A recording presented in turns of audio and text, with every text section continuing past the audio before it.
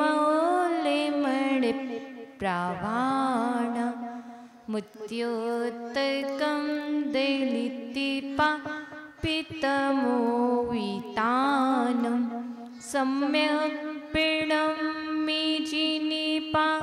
दियुगं युगादा वालम्बनं भविचेलि पतितां जनानं निर्धूमिवर्तिरव्यवरिचिते तैले पुरा कृत्स्नं जगत्त्रयमिदं प्रकटीकरोषि गम्यो न जातुमरुता चलिता चलानां दीपो परस्तमसि नाति जगत् प्रकाशा मेरे पवित्र मने में गुरुदेवियाओ मैं शास्त्री वाचनी करूं प्रतिभा जगाओ अरिहंती भासिति सभी श्रुति देवताओ क्या बोली ना अभी मुझे तुम ही बताओ। बोलिए अनंतानंत सिद्धि परमेष्टि भगवान की। बोलिए देवादिदेव जड़ मूल श्री शांतिनाथ भगवान की। बोलिए देवादिदेव जड़ प्रथम तीर्थंकर आदिनाथ भगवान की। परम पूजनीय आचार्य श्रीमान तुंग स्वामी की। प्रातः स्मरणीय सारस्वत कवि नय चक्रवर्ती मम गुरुवर्य आचार्य शिक्षक विभव सगजी महाराज की। प्रिय ही माँ चिनवाणी तेरी जय हो, सदा विजय हो। तेरी विशाली पद में श्रोता सूर्य का उदय हो, श्रोता ब्रह्म का उदय हो। प्रिय आत्मन, आज हम सभी वक्तांबर स्त्रोत के माध्यम से 16वें काव्य में प्रवेश पा रहे हैं, जिसमें पूज्य आचार्य श्रीमान तुंग स्वामी प्रथम तीर्थंकर आदिनाथ भगवान की स्तुति कर रहे हैं और भगवान से कह रहे हैं, हे भगवान आप अद्वितीय दीपक हो, आप अनोखी दीपक हो, जिसे ना तो कोई बुझा सकता है और जिसे प्रज्वलित करने के लिए किसी दूसरे की आवश्यकता नहीं होती है, जिसमें न तो तेल लगता है ना घी लगता है और जिसमें बत्ती की भी आवश्यकता नहीं होती है और जिसे जलने के बाद जो धुआं नहीं देता है। आप ऐसे अद्वितीय दीपक हो, आप दीपक हो। एक दीपक जलता है तो प्रकाश देता है, एक अचेतन जलता है, एक पुद्गल जलता है तो प्रकाश देता है और एक चेतन जलता है तो धुआं देता है, बदबू देता है। जलते तो दोनों है। तात्पर्य यह है, जो रागी द्वेषी जलता है उसके जलने पर धुआं निकलता है और जो बीतरागी कर्मों को जलाता है, उसके जलने के बाद कुछ भी नहीं निकलता है।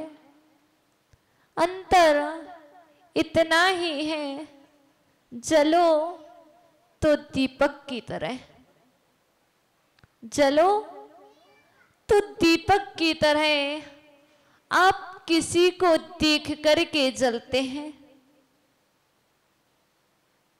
और दीपक अंधेरे में जलता है और प्रकाश देता है। आप किसी की उन्नति को देख करके जलते हैं और स्वयं अपनी अवनति कर लिया करते हैं। इसलिए आपने और हमने मात्र इतना ही जाना है कि दीपक दीपक होता है। दीपक देखा कैसा होता है? दीपक कैसा होता है? ये सामने रखा है। ये क्या है? दीपक है। वस्तुतः यह दीपक नहीं है, ये हमारा एक भ्रम है कि यह दीपक है। दीपक तो बाहर में है ही नहीं, दीपक तो आपके अंदर में है। हमने तो यही जाना है कि दीपावली, दीपमालिका पर्व, आप सभी दीपमालिका पर्व मनाते हैं। एक नहीं, दो नहीं, एक साथ कितनी दीपक प्रज्वलित करते हो? 16, 21, 108, 51, कितने दीपक प्रज्वलित करते? सभी लोग दीपावली पर्व के माध्यम से दीप उत्सव मनाते हैं। किस लिए? क्यों? क्योंकि कार्तिक कृष्ण अमावस्या दिने महावीर स्वामी मोक्षम गतः। कार्तिक कृष्ण अमावस्या के दिन महावीर स्वामी मोक्ष गए हैं, इसलिए हम दीपावली मनाते हैं। यही ना? बराबर। पर क्यों? क्योंकि उन्होंने तो अंदर का दीप जलाया था, हम यह नहीं समझ पाए।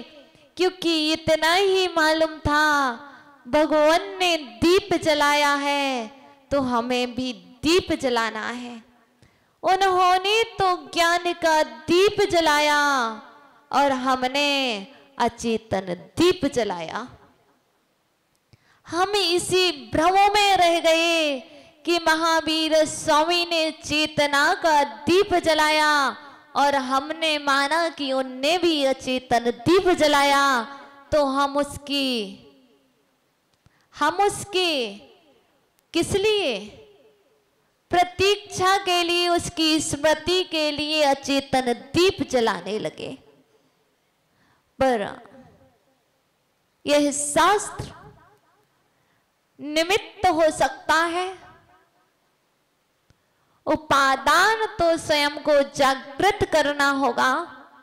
यह दीप मात्र आपको निमित्त हो सकता है, लेकिन इस दीप के साथ साथ तो इस अचेतन दीप के साथ आपको अपने अंदर के चेतन दीप को प्रज्वलित करना पड़ेगा। यह शास्त्र मात्र निमित्त है। यह आदिनाथ भगवान की स्तुति करा रहा है। ये निमित्त तो बन सकता है, पर उपादान तो आपके अंदर है। आप सच में वहां पहुंचे कि नहीं? भगवान से कहा जा रहा है आप अद्वितीय दीपक हो, वस्तुतः यह शास्त्र आपको कह रहा है, आप अद्वितीय दीपक हो। यह शास्त्र मात्र मेरे लिए है, किसी दूसरे के लिए नहीं। यह शास्त्र दर्पण है। इस शास्त्र में देख लो मैं कहाँ हूं, मैं कैसा हूं, मैं क्या कर रहा हूं, मैं क्या सोच रहा हूं। लिखने वाला चला गया, लिख करके दे गया, पर इसका उपयोग आप कैसे कर रहे हो वह तो स्वर्ग से देख ही रहा है कि आप पढ़ रहे हो कि आप मात्र देख रहे हो। इसलिए देखो, देखो किसे जो देखने योग्य हो, जानो उसे जो जानने योग्य हो। उसे ना देखो, ना जानो और ना सुनो, जिससे आपके अंदर का दीप न जले। उसे ही देखो जिसे देखने के बाद अंदर का दीप जल जाए। उसे सुनो जिसे सुनने के बाद आत्मक ज्योति जगे। उसे जानो जिसे जानने के